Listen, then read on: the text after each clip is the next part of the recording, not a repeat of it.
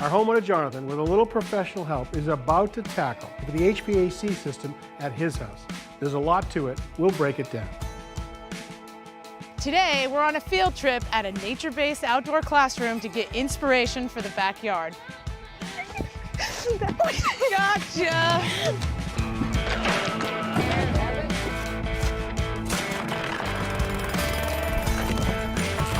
That's it.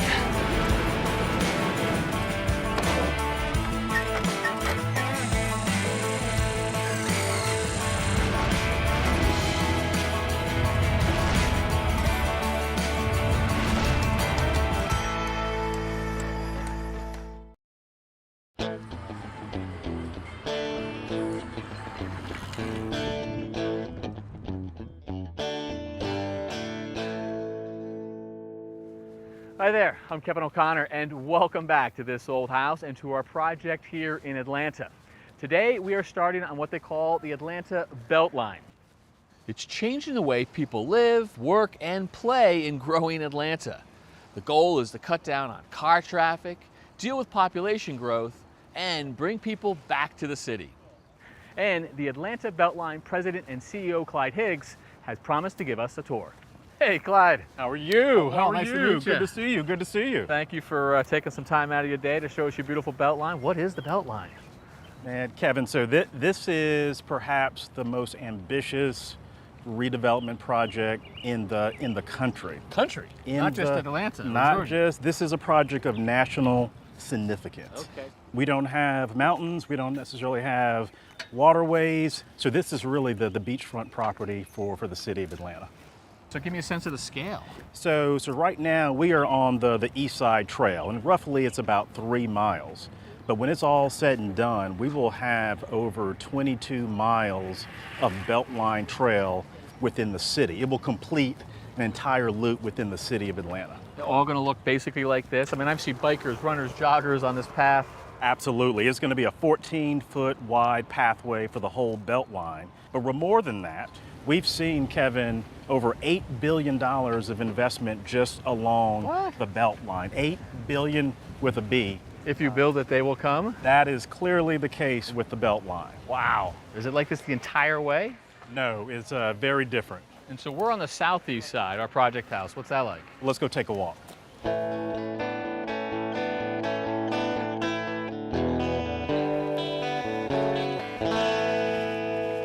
So Kevin, this is the South Side Trail segment of the Beltline. Quite a bit different. Very different. You can see that it's very wooded, very green. And the plan? The plan is to make this traditional Beltline. We will still keep it green, and so the Beltline is going to feel different in different communities, and that is intentional. What a project. You've got your hands full. And I really appreciate you showing me around, Clyde. Thank you. That's Thank you awesome. for coming in here and about the Beltline. Yeah.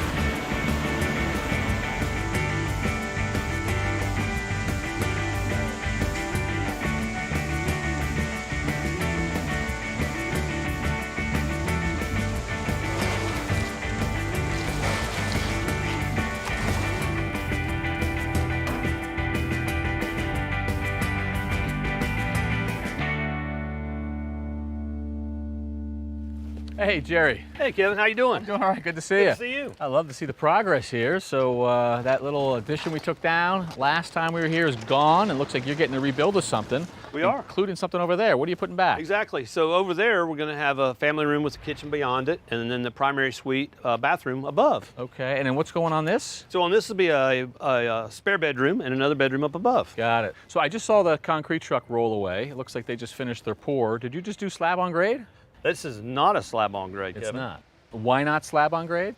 So we had a lot of issues with the dirt here, as you know. That's why we had to tear this part of the house down. It was a mess. It was a things total were mess. rotted. And Yeah, it all rotted and it all sunk down and it all soaked into the dirt, and it just was terrible, terrible, terrible dirt. So you would not have wanted to pour on that material that was No. here. You would have had to pull it out. That's correct. Poured concrete around the perimeter or a block foundation. You couldn't have done that. We're still digging everything out from underneath it, and it would still been the same cost. Gotcha. This is actually a stem wall foundation. Stem wall. A stem wall foundation, that's That correct. is new to me. Can you describe it to me? What is it? So a stem wall is actually when we have really deep footings and we have forms on the inside and outside going to stay there. It's a pressure treated plywood that we use for that, so to keep it from rotting, it'll just stay like that forever. So the next step is after that, we dig all the trenches, we dig all the footings, and we put steel in the bottom of the footings. We got 2 pieces of number 4 rebar sitting on chairs, and we tie it all together, and then we actually filled all the center in with what's called M10. And what is this magic M10 stuff?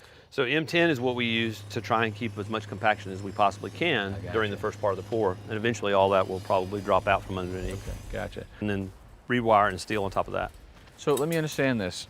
Right here along this side, you are nice and deep. How deep did you go here? On this side, we're about 24, 25 inches. And then you said you went deep along there where we see Correct. the OSB? Correct. Another 24 inches there? Another 24 to 25 inches, yeah. Huh. We do this with one continuous pour so that everything is poured at one time. There's no cold joints or anything, so it gives it a lot of strength. So we'll use 3,000 PSI concrete, which is going to be very, very strong. And then when we add the steel and the rewire, and that really just intensifies it. It's never going to go anywhere. All the edges become basically the piers for a bridge. The ground can go wherever it wants to go. We're never going to get any deflection because of the steel. We're never going to get any settlement. We're not going to get very, very low chances of getting any kind of cracks or anything in the concrete. So even a guy like me knows that concrete really has no strength going this way, no tensile correct. strength. Right. It's all sort of compression strength. Right. So if you're pouring it this way, you're putting the steel in here to make this strong. Correct. You're actually assuming that all that bad soil will go away. Correct. So you literally are building a bridge. It's going to span that hollow. That's exactly what it is, a bridge. No kidding. I just learned something. All right. And then so as I look over here, between what I consider 2 pours right here, I'm seeing a grade change. That's correct. Can you explain that to me? So what happened in this particular case, when we showed up over here to start setting everything up, this side of the house was down 6 inches. So It was down 6 It was down inches? 6 inches. We had to make it up. So what we did is we quickly got under here. We jacked this whole side of the house up 4 inches. And then we have a framed wall going along the top of that. So that side over there will be nice and level. This side over here will be nice and level. You'll never see the 2-inch drop. We're down 6, but only up 4? Couldn't go anymore. Couldn't go yeah, anymore. it would have been very, very expensive to get the whole house up. Gotcha. So make up the difference and bury it in a wall. Yeah, you'll never see it. Very clever. So once this all sets up, then you just build right on top of this, set your sills on the concrete? That's correct. That's correct. Well, actually, you can see we've already got our mud sill anchors in. So these anchors right here, you calling these mud sill anchors? Those are mud sill anchors. So yes, those actually bend apart, and if you kind of take them, you can, and they'll fold down. And once they do, you lay your board on top, and then you bend these back over the top and nail in. Gotcha. And build up from there with 2x. Correct. And so how long for the concrete to set up? So this concrete will be set up to walk on by the end of the day. We start framing on it next week sometime. That's exciting news. It is. We like framing. It's always good when you're doing that.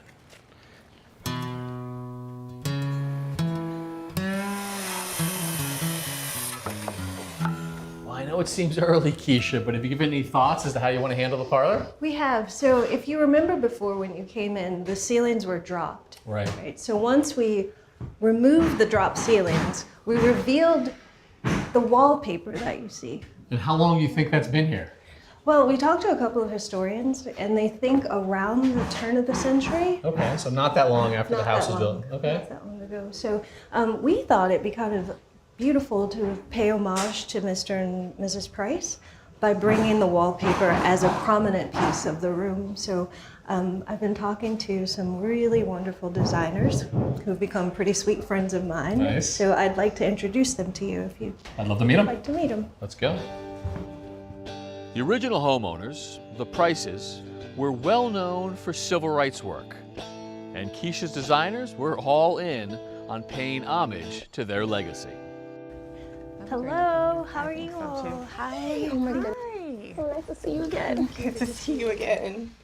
Hey, Monet, nice to meet you. Tavia, pleasure to meet you. And congratulations on the recent my success, gosh. right? So Thank Rising you. Stars, all that buzz in the popular design magazines. That's exciting. Very exciting. A little overwhelming, but very But exciting. well deserved. Thank you. Yeah, we're looking forward to working with you guys and with your help on the wallpaper. Oh my gosh, we're so excited. So, you know, our everyday life is interior design, but we do have a wallpaper line.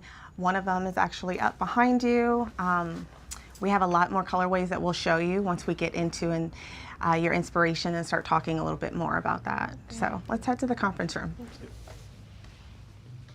So I brought some samples from the parlor of the wallpaper. Which you've seen up on the wall already, right? You see that blue? How beautiful that is? You know, when it was up on the wall, it didn't look as vibrant, but seeing it now, I see even deeper teals. Look at these colors. So you can play with those colors? Yes, and it looks exactly like this color here that we have on one of our samples. These are some of our patterns from our wallpaper line. So when you say your patterns, these are your custom designs? Yes, this is our wallpaper collection. They all have beautiful African names, mostly Swahili. This is Nia. Nia means purpose, and you can see that in like the maze-like way in this pattern. And one of my favorites, Namalanga. This means sunlit. And it's like the sun is moving over the horizon day by day. And we have Kali, which means energy. Keisha, this is right up your alley, isn't it? It really is, That actually. they've named their paper. As they were naming them, that was immediately what stuck out to me, and it actually brought to mind a word, Sankofa. It's a What's the Ghanaian word word. again? It's Sankofa. It means to go back and get it. So here's the symbol, and it's a bird.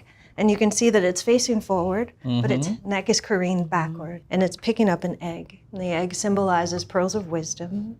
And what it's meant to bring forth is this feeling of going back into the past and taking what's quintessential and important and bringing it forward, right, for future generations. So, Yeah, so we thought, why not let that exude the energy and the feel and even the look that you want in your home? So Yeah, you and do that custom name. wallpaper, why not? Yeah, why not? You know, it would be the first time that we've customized the wallpaper for a client. But why not? Let this be the first. I think that the concept and the desire that you want around your house and the energy that you want it to exude is exactly that, and that it should be the first thing that people see when they come in the house. Have you taken a crack at that design? We did. This is why you're buying. This is why you're in all those We're ready for magazines. it, yeah. That's why, right here. What do you got? Show I mean, us. why not show up to the meeting with some examples? So if you just turn around to that TV behind you, we'll show you a few of the patterns that we created. oh wow, you guys. Look at that. Wow. So with this pattern, we wanted to take the egg and use it for a pop of color. So you have the bird painted in the teal and the coral with the egg. Thank you. This is amazing. Now this is a different pattern. You can see it's similar to the Namalanga. I love that. How did you all do that? So what we thought one of the most successful things with our paper was this texture on the backside that gave it a 3D illusion. And so in this pattern example, we just kept the simple in the circle, still having the circle from the Namalanga pattern. And then we put the texture on the back end of the paper, giving it some dimension. So I love that you were able to listen to what I said, blend in what was already there in that space with the colors and the symbol and the meaning and put it all together in this way, right? Y'all are special. can we take you out? No, seriously, I live right there and she lives right there. Yes, you can. Nice And job, I hope guys. that you come to our home, honestly. Oh my gosh, yes. We look forward to it. Very well done. Thank you. Thank you for all this. Thank you. Thank you for the opportunity. So Jonathan, I'm excited, but a little bit nervous about you doing your own HVAC. We've never done it on this whole house, but I thought we would start here at the South Face Institute. This was a place started in the late 70s, sort of a think tank in that post-energy crisis we had back then to teach building professionals. So we're going to use it today to help teach you. Great. So Jonathan, say hello to Amelia Godfrey. Hi. So take us through South Face. Welcome to Southface. We are a Atlanta-based nonprofit. Our mission is to promote and support resource-efficient and high-performance building design, construction, and maintenance. So welcome to our office. Thank you. Nice to be here. You guys have a lot of stuff going on here. We do. We believe it's very important for us to practice what we preach. Over here is our rain barrel for collecting gray water to flush our toilets. Right. And then back here are solar panels that provide electricity for our office. This right here is our training classroom. Look at this, like a candy store. It is our favorite room in the whole building. It's where we teach people about building science. We've got little training cabins to demonstrate This mock-ups. is air in and out. And Air leakage. HVAC. We've got residential water heaters and furnaces that we use to help show people how these types of systems work. And this is our training cabin, Great. where we find that we have the greatest impact with education when people are actually able to experience how houses work.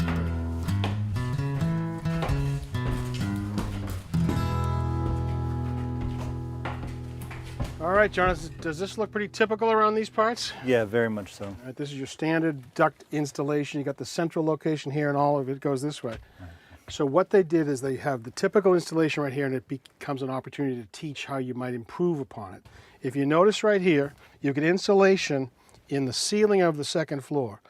And then there's an uninsulated roof. Now that means what? How hot does it get in your attic? At least 120. Okay, so 120-degree attic, so that sun's beating down. This is trying to cool the air, and in every off cycle, it just sort of superheats the ductwork. So I always recommend insulating here. And the best way to understand, if you were trying to stay warm on a cold day, would you wear just a scarf, or would you wear a hat? And the hat's the difference. Definitely a hat. Okay. The other thing up here you can notice is the ductwork. Looks like the HVAC guy got here first.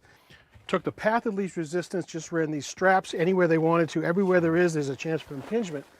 But the other thing that catches my eye is someday the owner's probably going to want some luggage upstairs here. And when they do, what's going to happen? They're going to go like this, they're going to kink it more or break it, and all of a sudden the whole place is out of balance. So I imagine, you know, you and Keisha might want some storage upstairs. We definitely will. Okay. So when you do your ductwork, really think about the utility, okay? That makes a lot of sense. All right.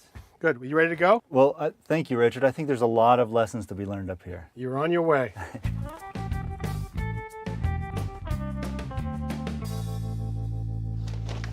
All right, looking good, Jonathan. Hey, Tommy. How are you? Good. All right, so we're getting the poly over the ground because this is a crawl space. This part of the house has a crawl space all through it, really no basement.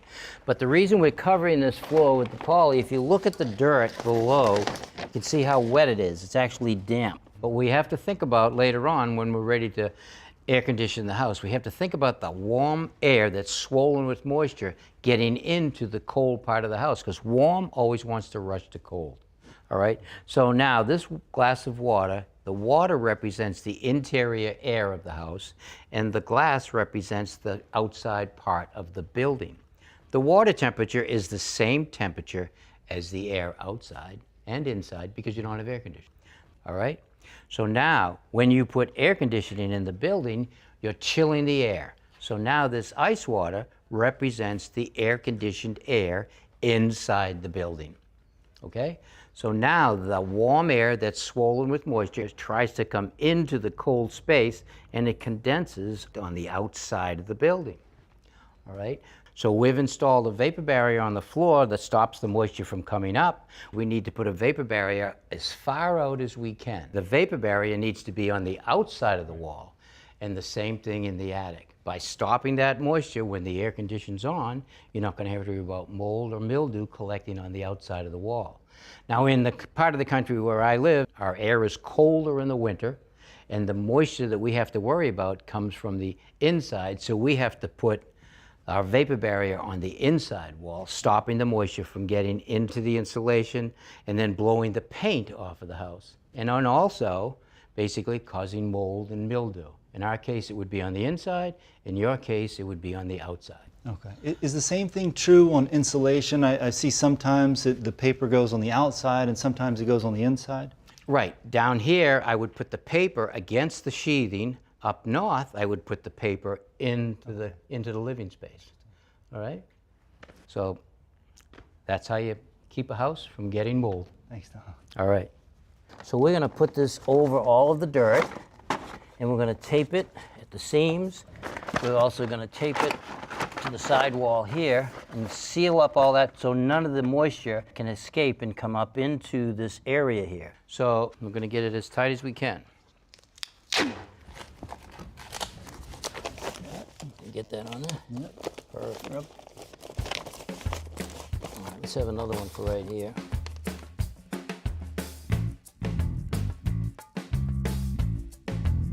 Here's the next piece, Tom. Perfect. This tape is definitely sticky, which is good, right?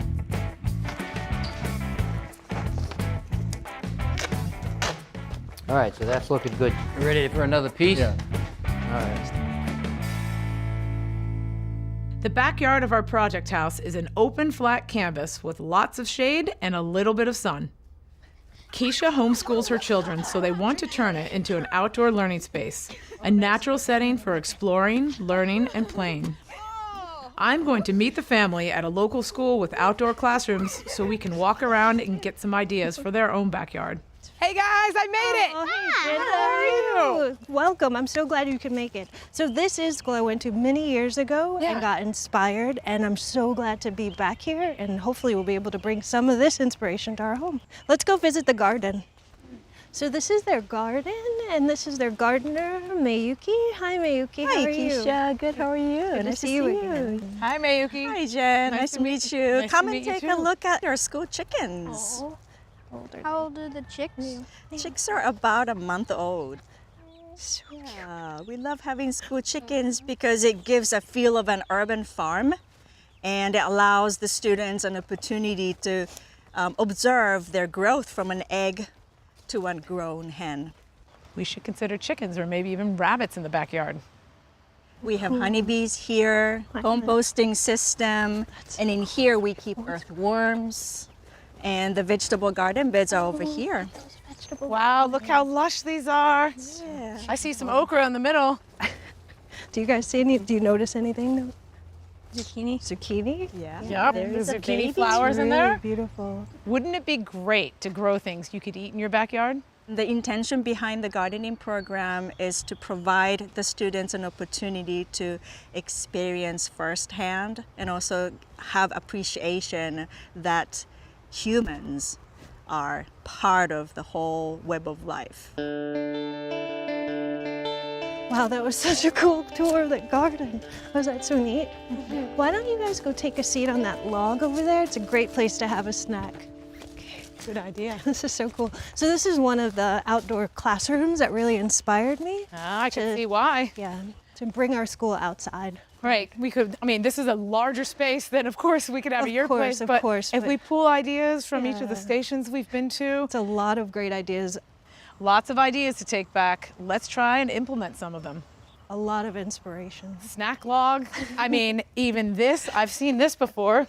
Desk during this moment, but wait a second, here's a seat. So yeah. something multifunctional, something that's gonna just, so you could use your space in two different ways. And keep it outside. This is all great. Yeah.